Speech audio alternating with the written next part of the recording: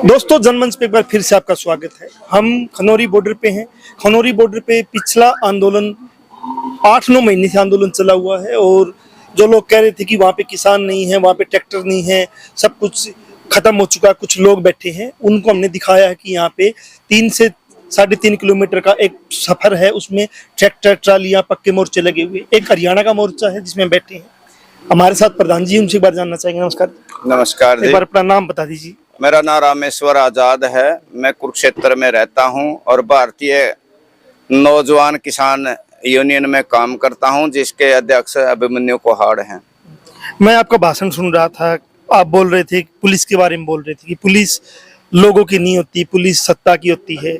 उसके बारे में जानना चाहता हूँ कि पुलिस किसकी होती है। देखिए, पुलिस का निर्माण 1860 में किया था और अंग्रेजों ने अपने हकों के लिए, अपना राज चलाने के लिए, लोगों को दबाने के लिए, तो अंग्रेज अफसर थे जो आईपीएस अफसर थे और छोटा कर्मचारी गुलाम था, इंडियन था, तो लोगों को दबाने के लिए, अपना राज कायम करने के लिए, अपनी हिफाजत के लिए पुलिस का निर्माण कराया था।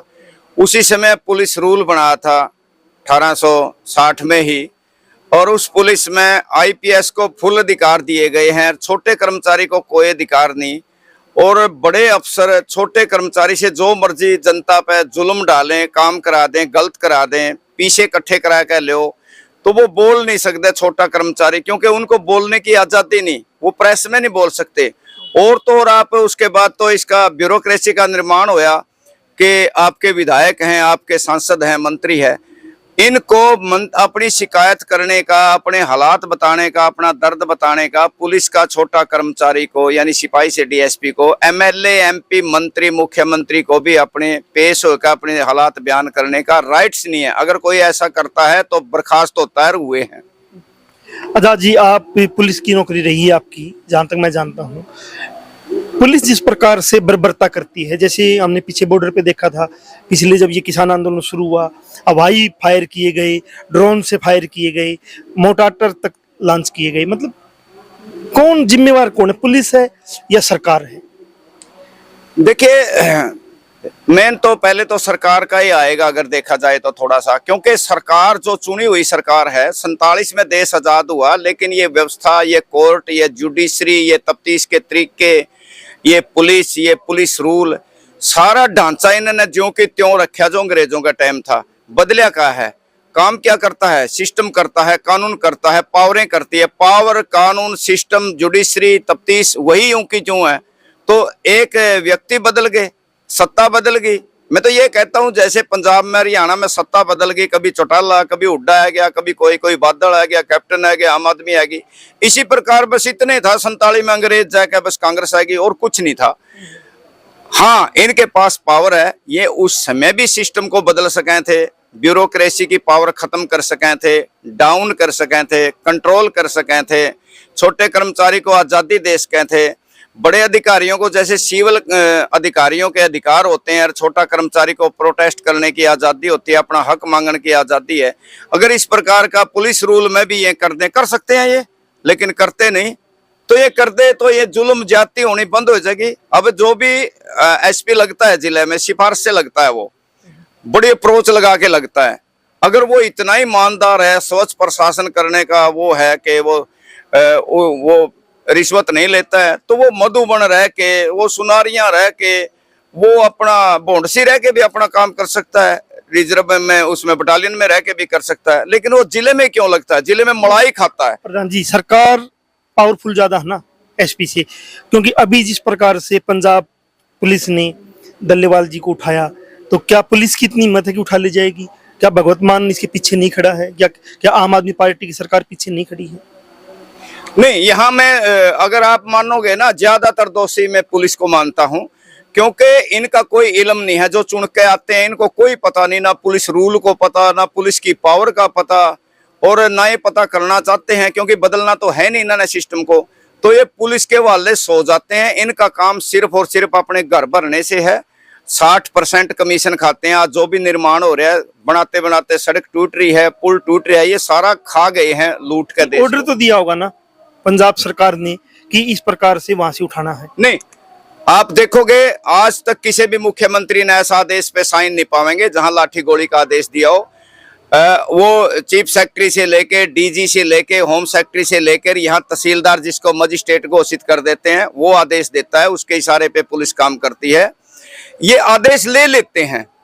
देखिए अब आप गहराई में जाओगे, ये आदेश इनको वो देते नहीं, वो इनसे आदेश ले लेते हैं, वो सलाह इनसे लेते हैं। वो कभी भी कोई भी चुनी हुई पार्टी क्षेत्र के अंदर जो भी समस्या है वो अपने वर्करों के माध्यम से, जो उनका राजनीतिक ढांचा है, पार्टी सिस्टम है, पदाधिकारी है, उनसे कभी भी रिपोर्ट नहीं लेते। वो सीधी सीआईडी से या अपने डिपार्टमेंट के सरकारी कर्मचारियों से रिपोर्ट लेते हैं, यही इनको सलाह देते हैं, वो सलाह लेते हैं, वही काम करते हैं। तो यही यहाँ हुआ है। अब इन्होंने डल्लेवाल जी ने घोषणा करी जैसे कि हमारे 2 फोरम है, हम 13 फरवरी को जाएंगे। तो ये खबर एजेंसी के माध्यम से, सीआईडी के माध्यम से ये अफसर लेकर गए मुख्यमंत्री तक कि जी पंजाब के किसान दिल्ली जाएंगे, और दिल्ली के अधिकारी भी शामिल है इसमें, गृह विभाग के। तो इन्होंने देखा कि इन्होंने 3 बिंदु बना दिए कि जी ये जाके क्या करेंगे, ये जाके दिल्ली में तोड़फोड़ करेंगे, प्रधानमंत्री को मार देंगे, ये राष्ट्रपति को मार देंगे, पहला लाल किले में घुस गए थे, संसद में घुस जाएंगे, दिल्ली को बंधक बनाएंगे, इनके पास उग्रवादियों से, बाहरी देशों से ताकत से, इनके बाहरी ताकतों पे हाथ है, इनके पास असला अम्युनिशन है, ये इस तरह की तोड़फोड़ करेंगे। हल क्या है जी? हल ये है कि 3 चीजें हैं। पहली बात तो इनको पंजाब में रोका जाए, दूसरा पंजाब बॉर्डर पे रोका जाए, और तीसरा दिल्ली से बाहर हरियाणा में कहीं ऐसी जगह रोका जाए इनको कि ये आगे बढ़ ना पाए। अब उनकी राय ये भी दी होगी, क्योंकि पंजाब में आम आदमी की पार्टी की सरकार थी, बीजेपी के खिलाफ एजिटेशन था सेंटर के खिलाफ, कि वो तो शायद रोके ना इनको, रात को उठावे नहीं, चलने से पहले बंधक ना बनाए यूनियन के लीडरों को। इसलिए इन्होंने उचित ये समझा कि जी बॉर्डर पर रोका जाए। उन्होंने कह दिया ठीक है, एज यू लाइक। मुख्यमंत्री जो हरियाणा का था या पंजाब का था, जो भी, वो कहता ठीक है, तुमने जो सही लगे तो कर दो। फिर इनकी मर्जी है, फिर ये गोली मारो किमें मारो, चाहे मैं बोलते नहीं कुछ भी। लेकिन मैं कह रहा हूँ जी, जो यहाँ पे गोलीबारी हुई थी, जो पूरा ही वो जो उस टाइम हुआ था बॉर्डर को रोक के, वो सरकार की एक योजना है सूरजकुंड योजना की। सूरजकुंड योजना में ये है कि कैसे आप किसी भी आंदोलन से निपटोगे, उसी आंदोलन के तहत वो सब कुछ हुआ। ऐसी जैसे छत्तीसगढ़ में प्रहार और कगार जो योजनाएं हैं, उसके तहत जिस प्रकार से आदिवासियों का कत्लेआम किया जा रहा, तो योजना तो सरकार बनाती ना। एसपी क्या औकात हो गई कि मतलब सरकार उसको कह देगी नहीं रोकना, नहीं रोकेगा वो आपने थोड़ी देर पहले सवाल कराया था कि जो जनता है, ये जनता की हिफाजत के लिए पुलिस नहीं बनाई। मैंने जो कहा था पुलिस उनके हित से बनाई थी। अब जो शासक वर्ग है, जो कारपोरेट के हित में नीतियां बनाता है, कारपोरेट इनको चुनाव में फंडिंग करता है, उनके अपने चैनल प्रचार करते हैं, उनकी अपनी शराब होती है, उनके सारे पर्चे, झंडे, तेल, गाड़ियां, सारा वो इनको देते हैं, चुनाव जिताते हैं। सट्टा बाजार उनका है, आंकड़े देते हैं, लोगों को गुमराह करते हैं, अच्छा दिखाते हैं, फिर ये जीत जाते हैं। बदले में फिर वो इनसे मुनाफा लेते हैं। इस प्रकार का ये उनके आगे झुक जाते हैं और उनके पुलिस के और दूसरे अधिकारियों के सामने कर देते हैं कि जैसी ये कहे ऐसा कर दो, हमें मोटा माल अब भी मिले है, चुनाव में हमें जिताएंगे। तो इस प्रकार करके न फिर ये पुलिस के साथ और उनकी हवाले करके सो जाते हैं अपने स्वार्थ के लिए। चाहे तो ये कुछ भी कर सकें, स्वच्छ प्रशासन भी दे सकता है। देखिए इसमें किसी पार्टी विशेष को, आप आम आदमी पार्टी को कहें, कांग्रेस को कहें, चौटाला को कहें, नहीं, कम्युनिस्ट तक, सिंगूर और नंदीग्राम में भी ऐसा हुआ था, किसानों पर बर्बरता बरती गई थी कम्युनिस्टों में। सबसे बड़े झंडा बरदार वही है, झंडा उठाकर हरियाणा में, पंजाब में सारे किसानों के हक में खड़े होते हैं, लेकिन वहां कहीं खड़े नहीं नजर आए।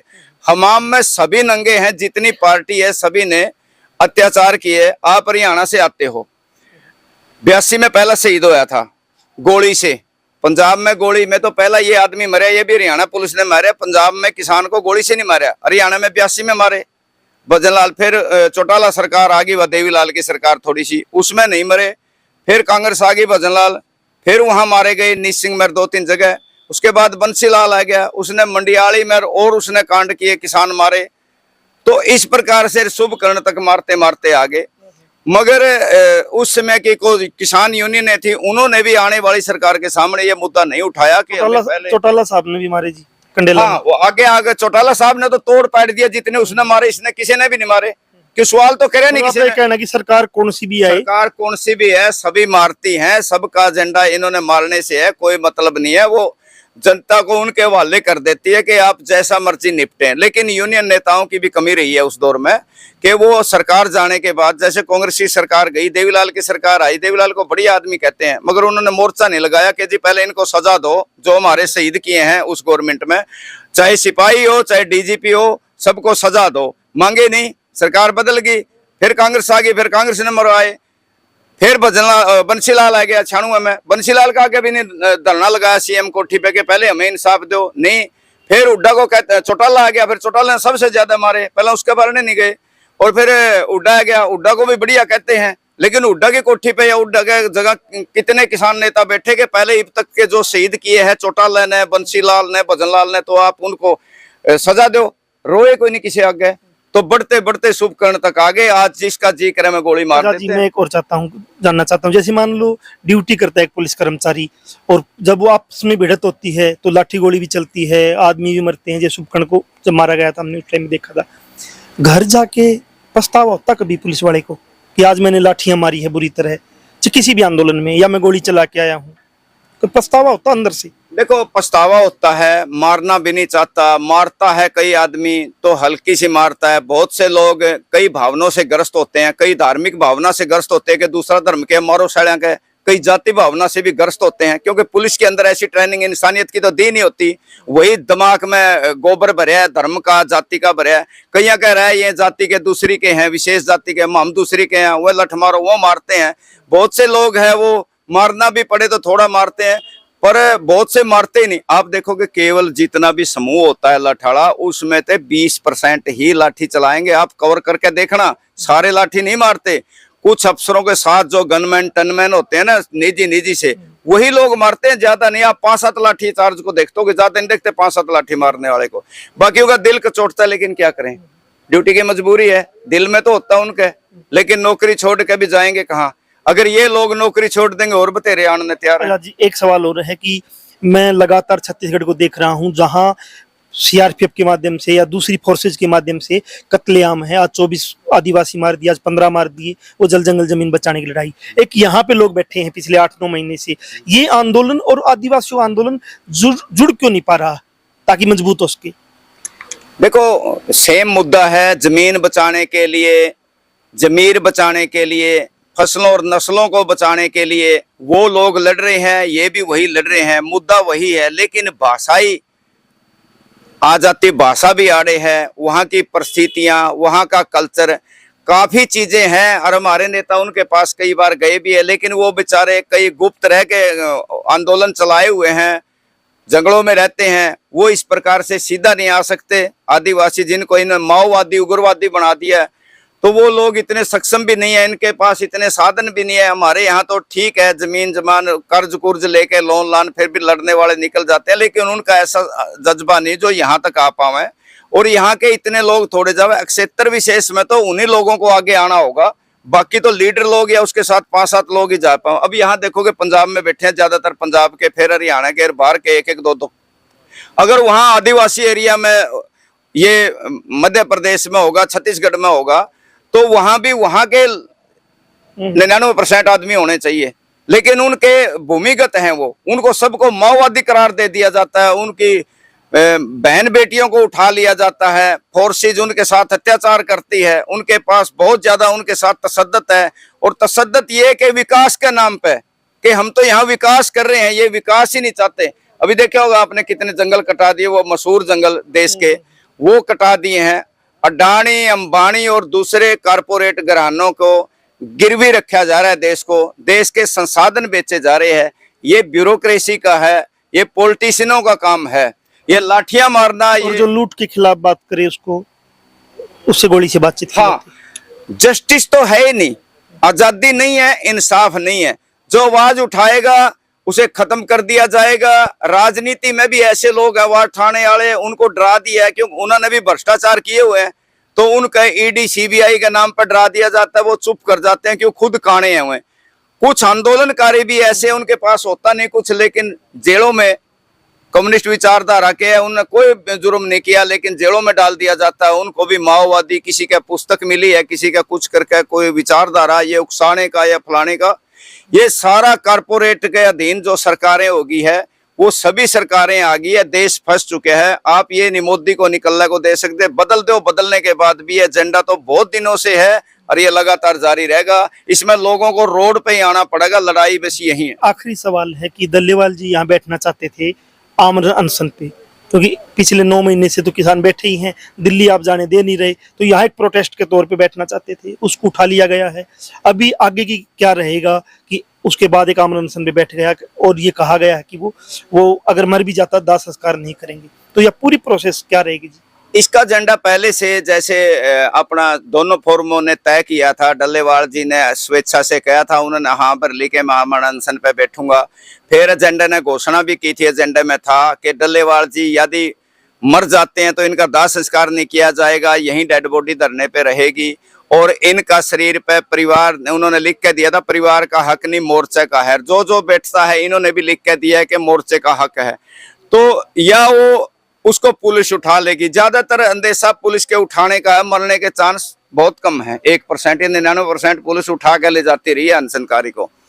तो उनको उठा लिया। तो दूसरा जस्ट इन्होंने घोषणा ही कर रखी थी कि इनके बाद में बैठूंगा।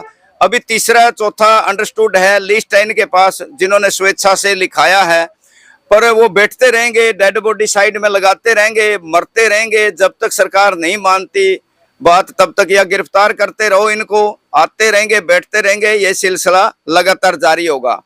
अभी बैठना तो मैं भी चाहता हूँ, मैं तो गांव स्तर का कार्य करता हूँ, कोई यूनियन में कोई बड़ा मेरे पास पद नहीं है, लेकिन मैंने डल्लेवाल जी को कहा था कि आप कैंसर पेशेंट हो, आपको कई बीमारियां हैं, आपकी तो सेहत के लिए आपको फ्रूट और सलाद हर चीज चाहिए, आपको तो इम्यूनिटी पावर कैंसर वाले की तो खत्म हो जाए, प्रोटेक्शन सेल मर जाते हैं कीमोथेरेपी से, तो आप न कीजिए, किसी और लीडर को बिठाओ।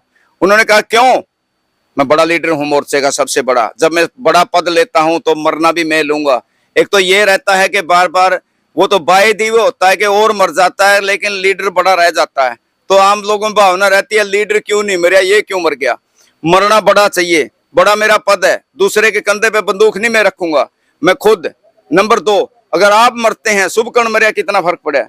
बड़ा नेता अगर मरेगा ना तो दूर तक मैसेज जाएगा कि ये तो अब, क्योंकि बड़ा मरेगा तो निचले तो स्वाभाविक बात है सारे मरेंगे, फिर हुए कुछ भावना में आएंगे, कुछ क्रांति में आएंगे, गुस्से में आएंगे। तो कहने का भाव ये है कि बोले मैं मरूंगा, बड़ा नेता मरने के बाद ये सिलसिला होगा। उन्होंने पूरी तैयारी भी कर दी थी, बच्चों के नाम उन्होंने जमीन भी कर दी थी, जो सरकार को ये लगा कि ये आदमी 100% मरेगा। क्या अभी डल्लेवाल जी कस्टडी में है? डल्लेवाल जी पुलिस की अवैध हिरासत में है, यानी कस्टडी में होते तो उनके खिलाफ मुकदमा दर्ज करके जेल में भेजते हुए। 24 घंटे के अंदर जरूरी है रखना, 24 घंटे से ज्यादा रख नहीं सकते। अरेस्ट उन्होंने पाया नहीं, बयान उन्होंने दिया कि भाई हम तो इसको मेडिकल चेकअप के लिए ले गए थे। अरे भाई मेडिकल चेकअप के लिए तो क्षेत्र का सांसद है, उसको मिलने नहीं दिया, उनके पुत्र को नहीं मिलने दिया, रिश्तेदार को नहीं मिलने दिया, तो अब कर क्या रहे हो? या तो ये बता दो बीमार है तो घर के हवाले कर दो, इसको परिजनों के हवाले करो, वो सेवा करेंगे इसकी, और आप जाओ। 200 आदमी क्यों लगा रखे हैं हॉस्पिटल की सुरक्षा में, किससे खतरा है इसको? और अगर ये गुनाहगार है, इन्होंने आमरण अनशन की धमकी दी है, तो पुरानी धारा है 309 आत्महत्या के लिए, मतलब घोषणा की है उसने, धमकी दी है, तो अंदर करो, जेल भेजो। अवैध हिरासत में रखा है, अवैध हिरासत में डल्लेवाल जी को। ये सरासर हम इनकी सरकार की निंदा करते हैं और हम उनकी रिहाई की कुशल मांग करते हैं को मोर्चे पर आए और आगे का वो आंदोलन है उनकी स्वेच्छा से, कि बड़े लीडर है वो इस मोर्चे के, तो उनकी रहनुमाई में ये हमारा अनशन है जो चले, या फिर सरकार बातचीत करे हमसे, सरकार बातचीत करे, हम भाग नहीं रहे, बातचीत करे हमारे मुद्दों पे। सेशन चला हुआ है, एमएसपी गारंटी कानून का कानून बनाए, एमएसपी की गारंटी का, अभी सदन चल रहा है, ये हमारी मांग है। भूख हड़ताल की जब हम बात करते हैं तो थोड़ा सा हम पीछे जब जाएंगे तो शहीद भगत सिंह और उसकी जो पूरे साथी जब जेल में थे और उन्होंने भूख हड़ताल की, तो भगत सिंह अपने साथी को कहता है कि भूख हड़ताल एक वो आंदोलन है कि आपको हर दिन मरना पड़ेगा, आपको हर दिन रोजाना तिल तिल मरना पड़ेगा। ये भगत सिंह अपने साथियों कहते हैं, और कहते हैं कि भूख हड़ताल वही करे जो आखिरी सांस तक इसको निभा सके। और जतिंद्र नाथ दास 62 दिन की भूख हड़ताल के बाद शहीद हो गए थे और भगत सिंह की लंबी भूख हड़ताल का भी वो दौर रहा है। और आज भूख हड़ताल करना इतना गैर कानूनी बना दिया गया है कि उसको डल्लेवाल जो किसान नेता है अवैध हिरासत में रखा गया है। आजाद जी हमारे साथ थे। किसान आंदोलन यहाँ लगातार चल रहा है। सरकार को इनसे बातचीत करनी चाहिए, नहीं तो ये आंदोलन किस रूप लेगा वो फिर सरकार ही को भुगतना पड़ेगा। जनमंच के साथ आप बने थे। नई अपडेट के साथ फिर हाजिर होंगे।